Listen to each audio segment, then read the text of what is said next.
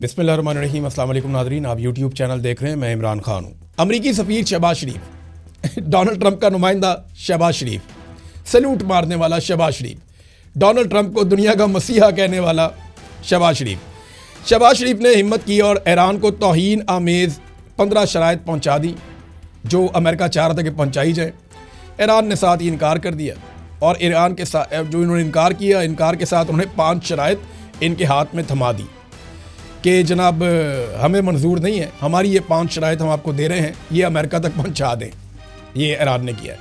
देखिए, ईरान बार बार एक बात कहता है, वो कहता है जी हम ट्रस्ट नहीं कर सकते, हम डोनाल्ड ट्रंप पे एतबार नहीं कर सकते।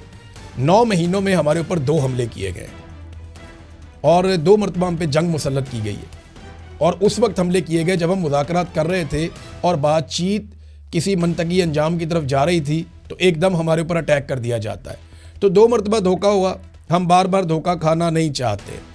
अब जो ईरान ने शराइत भिजवाई हैं, एक तो ईरान ने कहा जी कि जंगबंदी जो है वो ईरान की ख्वाहिश के मुताबिक होगी और जंगबंदी की कोई फौरी इम्कान भी उन्होंने कहा नहीं है और जंग का खात्मा तब तक मुमकिन नहीं है जब तक कि ईरान की शराइत जो है वो कबूल नहीं होती और हम अपनी कार्रवाइयाँ जारी रखेंगे। इमरान खान साहब के बेटे और जुल्फी बुखारी ये एक टीम बनाकर United nation human rights council में इमरान खान साहब के लिए आवाज़ उठाने के लिए, पाकिस्तान में जो ह्यूमन राइट्स की वायलेशंस हो रही हैं उनके लिए आवाज़ उठाने के लिए गए और उसके बाद पाकिस्तान की मिलिट्री एस्टेब्लिशमेंट से जुड़े हुए सोशल मीडिया या डिजिटल मीडिया ने और दीगर कुछ लोगों ने ये प्रोपेगेंडा शुरू कर दिया कि वो पाकिस्तान से GSP+ स्टेटस छीनना चाहते हैं। पहले आप समझ लें GSP+ जो स्टेटस है ये है क्या? ये है जी पाकिस्तान को यूरोपीय मंडियों तक रसाई है और उसमें पाकिस्तान को जो है वो टैक्स टैरिफ वगैरह नहीं पड़ते। तो ये एक सहूलत है जो पाकिस्तानियों को वहाँ मिलती है। इस सहूलत के बदले में पाकिस्तान ने कुछ गारंटीज दी थी, लगभग 27 गारंटीज हैं जो पाकिस्तान ने दी हैं कि ये चीज़ें हम पाकिस्तान में नहीं करेंगे, यानी इलेक्शन साफ शफाफ करवाया करेंगे। बहुत सारी इंसानी हकूक़ के हवाले से ही चीज़ें होती हैं, ज़्यादातर अक़लियतों के हवाले से होती हैं, पिसे हुए तबकात के हवाले से होती हैं, ख़वातीन के हवाले से होती हैं, कैदियों के भी हकूक़ होते हैं। बहुत सारी चीज़ें हैं जिन पे पाकिस्तान ने गारंटी दी हुई थी।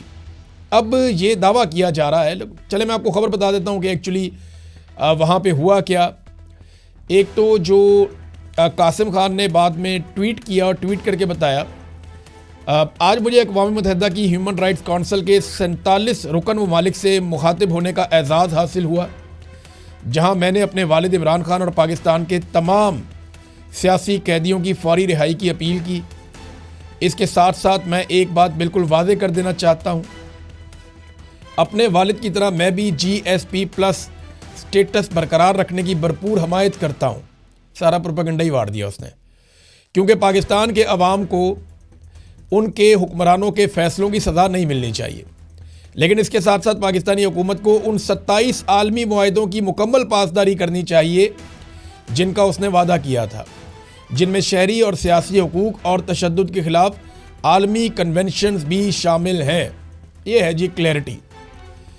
वो ये नहीं कह रहे कि GSP+ स्टेटस पाकिस्तान से ले लो, बल्कि वो ये कह रहे हैं कि GSP+ स्टेटस जो पाकिस्तान को दिया गया है उसके बदले में पाकिस्तान ने कुछ गारंटीज दी थी कि वो ये काम नहीं करेगा, तो पाकिस्तान वो काम कर रहा है, पाकिस्तान को वो काम करने से रोका जाए।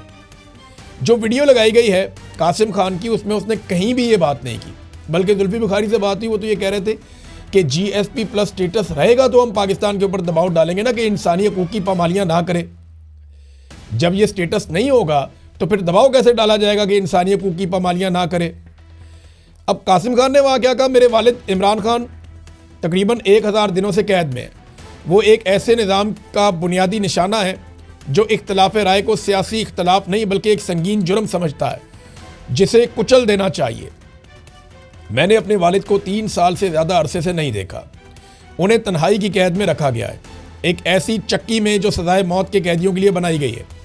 अक़वाम मुत्तहिदा के माहिरीन ने ख़बरदार किया है कि ये गैर इंसानी हालात तशद्दुद के ज़ुमरे में आते हैं। ये महज गफलत नहीं बल्कि एक सोचा समझा जुल्म है जिसका मकसद एक इंसान की इज्जत नफ्स को छीन लेना है। ये इमरान खान के बेटे ने कहा।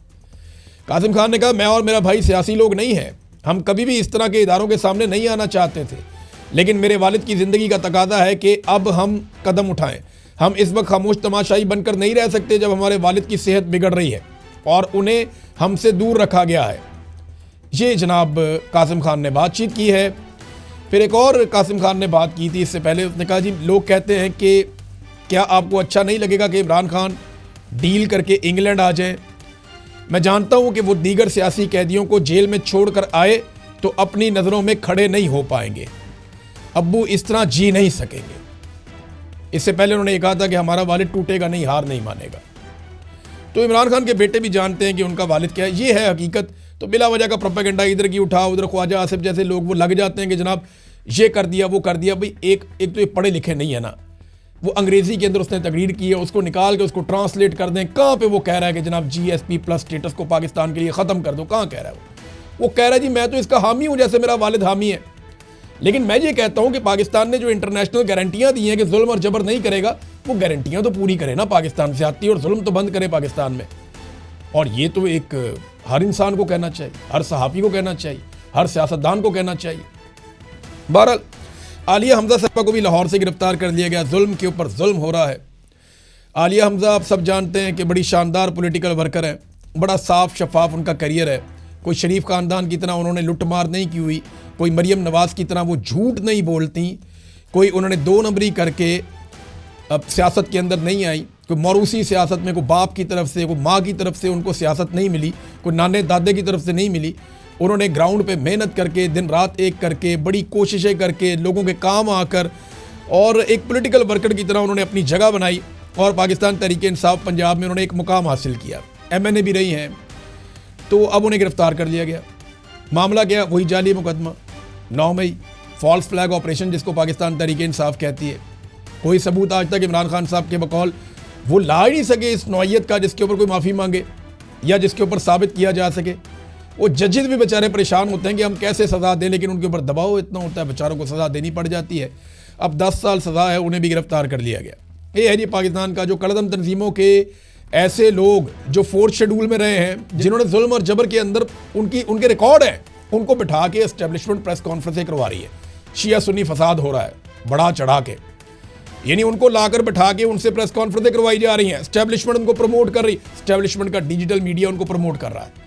और दूसरी तरफ एक पॉलिटिकल खातून, एक मेहनती पॉलिटिकल खातून जो अवामी सियासत करती है, जो असासा होते हैं किसी भी मुल्क का, उनको पकड़ के 10 साल जेल में डाल दो। ये है पाकिस्तान का मुस्तकबिल और ये पाकिस्तान के साथ खिलवाड़ पाकिस्तान की मिलिट्री एस्टेब्लिशमेंट कर रही है। तो अब तक के लिए इतना ही। अपना ख्याल रखिएगा, अपने इस चैनल का भी। अल्लाह हाफ़िज़।